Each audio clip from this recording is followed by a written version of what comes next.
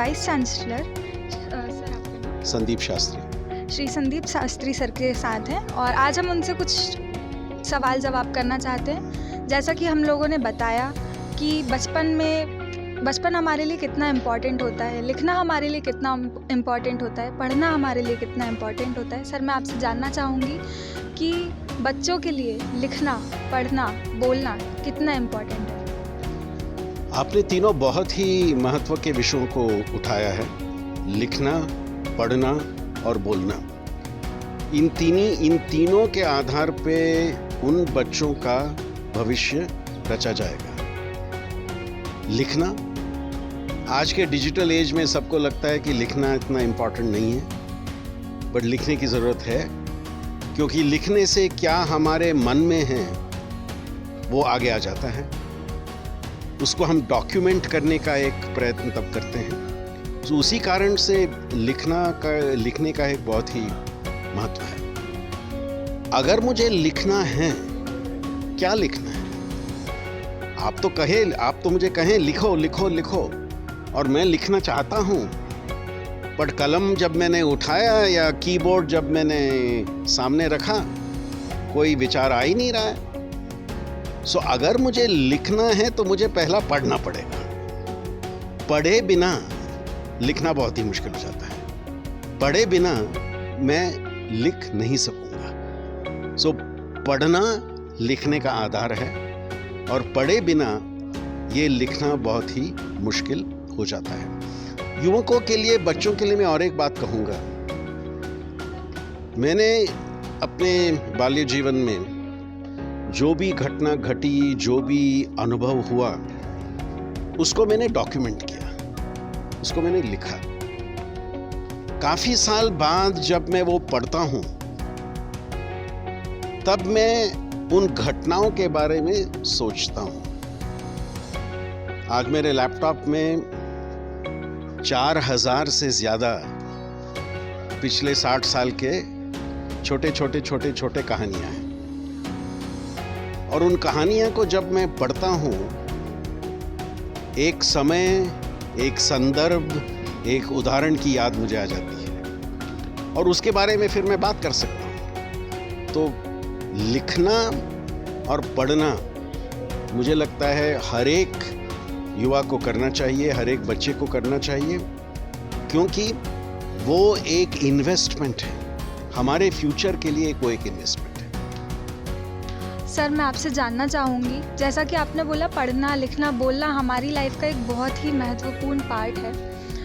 Sir, इसी तरह आपका बचपन कैसा रहा, और आपके बचपन में और अभी के आपके बच्चों के बचपन में आपको क्या अंतर नज़र आया? देखिए, मैं बहुत ही भाग्यशाली रहा कि मेरे स्कूल के दिन 5 अलग शहरों में मैंने गुजारे।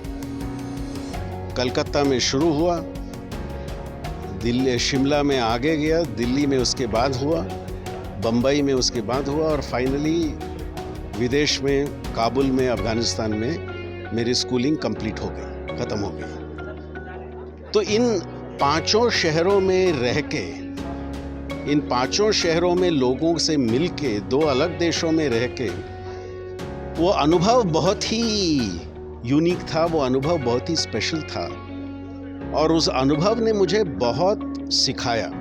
लोगों के बारे में बहुत सिखाया, जीवन के बारे में बहुत सिखाया, संस्कृति के बारे में बहुत सिखाया, भाषाओं के बारे में बहुत सिखाया। और वो सीख मेरे टीचिंग करियर में, रिसर्च करियर में बहुत ही यूज़फुल रहा। उसके बाद जब मेरा एक ही लड़का है, जब मैं उसको देखता हूँ, मैंने प्रारंभ से उसको एनकरेज किया कि आप जगह ढूंढो, जगह जाओ, लोगों से मिलो। तो उसने स्कूल के दिनों में एक भी मौका नहीं छोड़ा। जब स्कूल ने पूछा कौन किस कार्यक्रम के लिए जाएगा, उसका हाथ हमेशा उठता था। सो उसने भी स्कूल के दिन में भी काफ़ी जगहों में उसको जाने का मौका मिला। और जब कॉलेज जाने की बात हुई, ये स्कूल के अनुभव के आधार पे उसको स्कॉलरशिप मिल गया कॉलेज के लिए। पहले भारत में किया, फिर विदेश में किया, पूरा स्कॉलरशिप पे। और ये वो स्कूल के समय में हर एक मौका का उपयोग जो उसने किया, उसका रिजल्ट मैं उसके कॉलेज एजुकेशन में देखता हूँ और उसके बाद उसके स्टडीज़ में देखता हूँ। और आज लड़का क्या कहता है, मैं पूरा विश्व घूमा हूँ पर अभी भारत में काम करूँगा, बिकॉज हर एक चीज़ को देखा है मैंने, लेकिन यहाँ पे जो सभ्यता संस्कृति दिखेगी और जिसमें मैं रह सकूँगा, वो मेरे लिए बहुत महत्व की बात है। सो एक तरह से जिस तरह की उसको हमने परवरिश दी, उसका लाभ हम आज देख रहे हैं। तो मेरी भी बच्चों से यही अनुरोध है, मौका मत गंवाइए, हर एक मौका का इस्तेमाल करिए। मौका आपको ढूंढते नहीं आएगा, आपको मौका ढूंढते हुए जाना पड़ेगा। और बाद में पछताइए मत कि मैंने मौका का उपयोग नहीं किया। सर, एक आखिरी सवाल, कोई विचार या कोई कोट आपके जीवन से जुड़ा हो जो आप बच्चों को बोलना चाहें?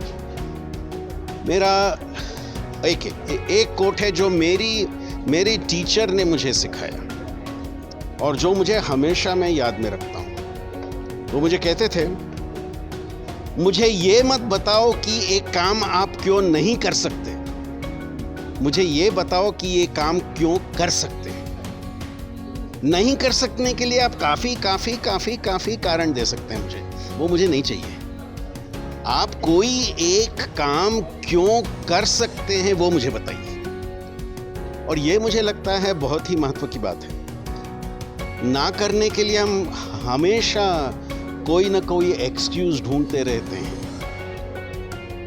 और जब हम विद्यार्थी होते हुए ये उदाहरण ढूंढ रहे थे, इस टीचर ने हमें कहा, वो मुझे नहीं चाहिए, क्यों कर सकते हैं वही चाहिए।